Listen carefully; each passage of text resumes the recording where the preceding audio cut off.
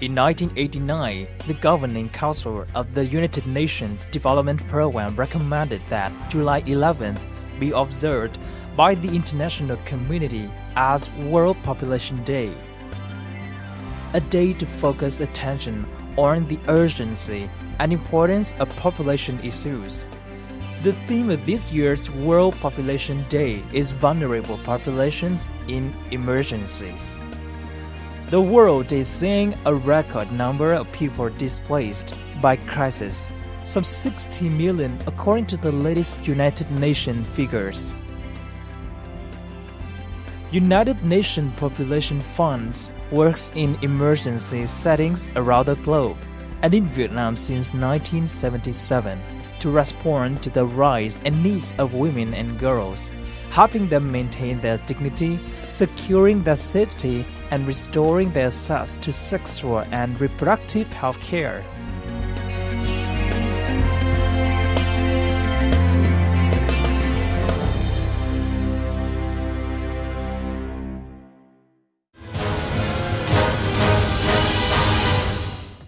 Ladies and gentlemen, welcome to Sharing Vietnam on VTC10 NetViet. In our program today, let's find out about this year's Populations Day in Vietnam activity through the shares of the acting representative of UNFPA in Vietnam, Ms. Ritsu Nacken.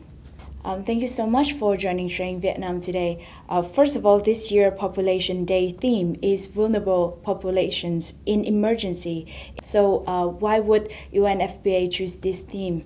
As you know, that climate change is having a major impact these days, and that's why UNFPA decided we need to talk about population issues in emergencies.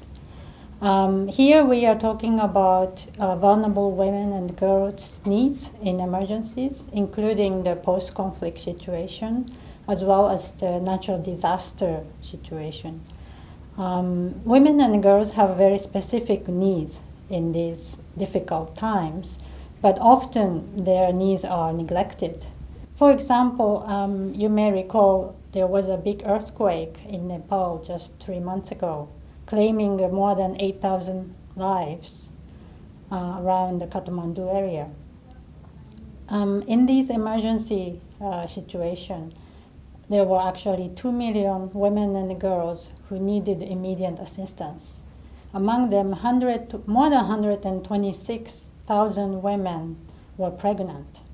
So UNFPA on the ground provided necessary care for these women and girls. One of the women who were supported by us told us that, of course, food and shelter are important in this situation, but having decent hygiene and clean underwear really makes me feel that I'm a human being again.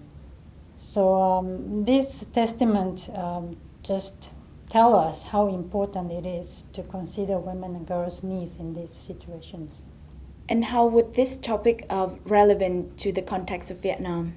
Actually, Vietnam made incredible progress in addressing these needs of vulnerable population in sexual reproductive health services.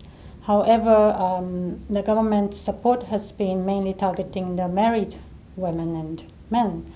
So we consider young people, especially adolescents, are more vulnerable, and they need more support to ensure that their reproductive health and healthy lifestyles.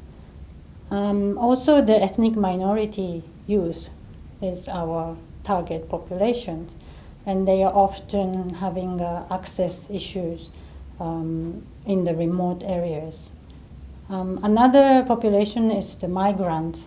As you know, that many rural area populations nowadays moving to the urban areas, industrial zones, and they may have less access to reproductive health services and information. So we want to make sure that those people can benefit from the information and services that they need. And with this year's World Population Day, what will UNFPA do in order to celebrate this event? And what impact would UNFPA hope for this event to have in Vietnam? Yes, in cooperation with our partners, MOH, particularly the GOPFP, we are conducting a major celebration, and we selected a localized topic related to the global theme, which is increasing vulnerable populations' quality, reproductive health and family planning services in natural disaster. Vietnam is one of the countries that are affected most by natural disaster and climate change. First of all, we would like a lot of policymakers to be aware of this particular topic and the needs of women and girls. I think in the planning for the preparedness, particularly they could do more to integrate how they address the needs of women and girls, particularly pregnant women, and make sure that all women and girls can enjoy their reproductive health and reproductive rights, even during the emergencies.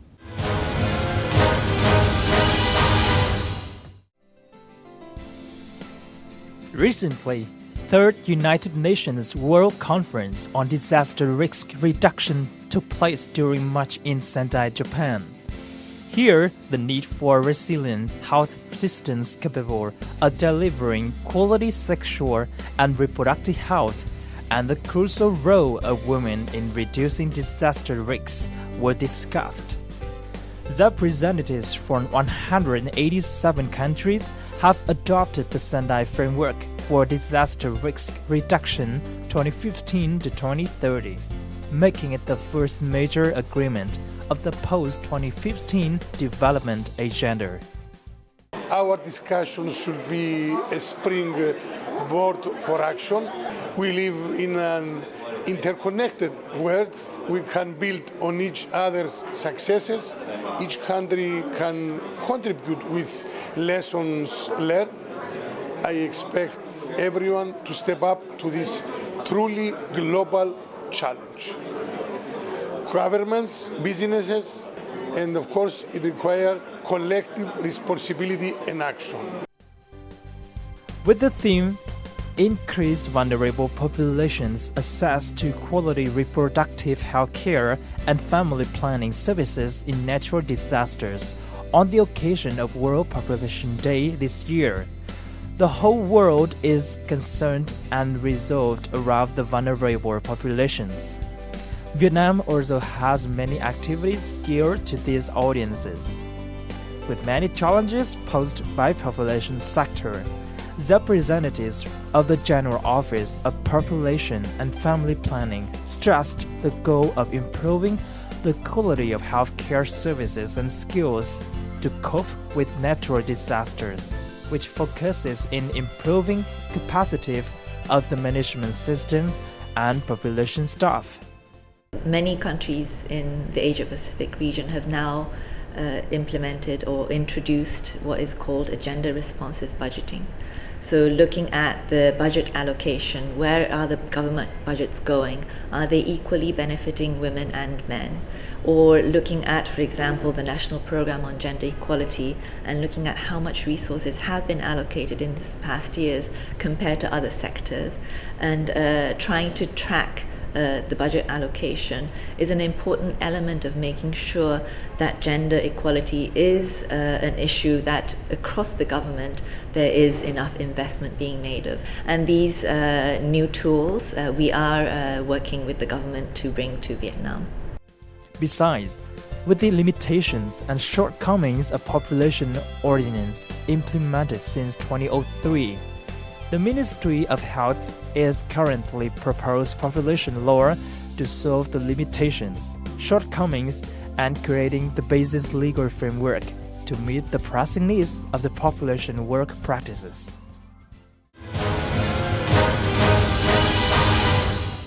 After many years of operating in Vietnam, how does UNFPA views the effort of the Vietnamese government in providing reproductive health service and family planning for vulnerable populations? As I mentioned earlier, I think Vietnam is one of the model countries. They have done a lot, and neighboring countries are looking at Vietnam as a very much a success country and success story.